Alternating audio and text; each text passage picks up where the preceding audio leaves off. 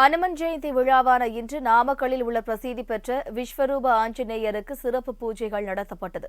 இதுகுறித்த கூடுதல் விவரங்களை செய்தியாளர் பிரதாப் வழங்க கேட்கலாம். வணக்கம் பிரதாப், உங்களுடைய விவரங்களை பதிவு பண்ணுங்க. வணக்கம். மார்கழி திங்கள் அமாவாசை அன்று அனுமன் அவதரித்தார். அந்த நாளை அனுமன் ஜெயந்தியாக கொண்டாடப்பட்டு வருகிறது. இந்த நிலையில் நாமக்கல் நகரின் மையப்பகுதியான கோட்டை சாலையில் அமைந்துள்ள 18 அடி உயர விஸ்வரூப ஆஞ்சநேய சுவாமிக்கு அனுமன் ஜெயந்தியான இன்று 1,08,000 வடமாலைகள் சாத்தப்பட்டது. சரியாக 5 மணி அளவில் நடை திறக்கப்பட்டு வடைகளுடன் பக்தர்களுக்கு அருள்பாலித்தார்.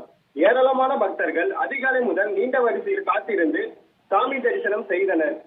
காலை 10 மணி வரை மாலை அலங்காரத்தில் பக்தர்களுக்கு காட்சியளிக்கும் ஆஞ்சநேயருக்கு காலை 11 மணிக்கு பால் மற்றும் பல்வேறு வாசனை திரவியங்கள் கொண்டு சிறப்பு அபிஷேகம் நடைபெற உள்ளது. பின்பு மதியம் 1 மணிக்கு தங்க கவச அலங்காரத்தில் ஆஞ்சநேயர் பக்தர்களுக்கு அருள் பாலிக்கிறார். ஆஞ்சநேயருக்கு மாலையாக சாத்தப்பட்ட 1,08,000 வடைகள் பக்தர்களுக்கு பிரசாதமாக வழங்கப்பட உள்ளது. வடைகள் தயாரிக்கும் பணியில் ஸ்ரீரங்கம் பகுதியைச் சேர்ந்த 35 பேர் ஈடுபட்டுள்ளனர்.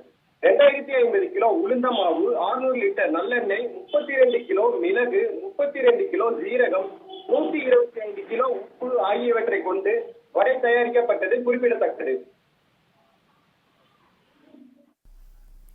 கூடுதல் விவரங்களுக்கு நன்றி பிரதாப்.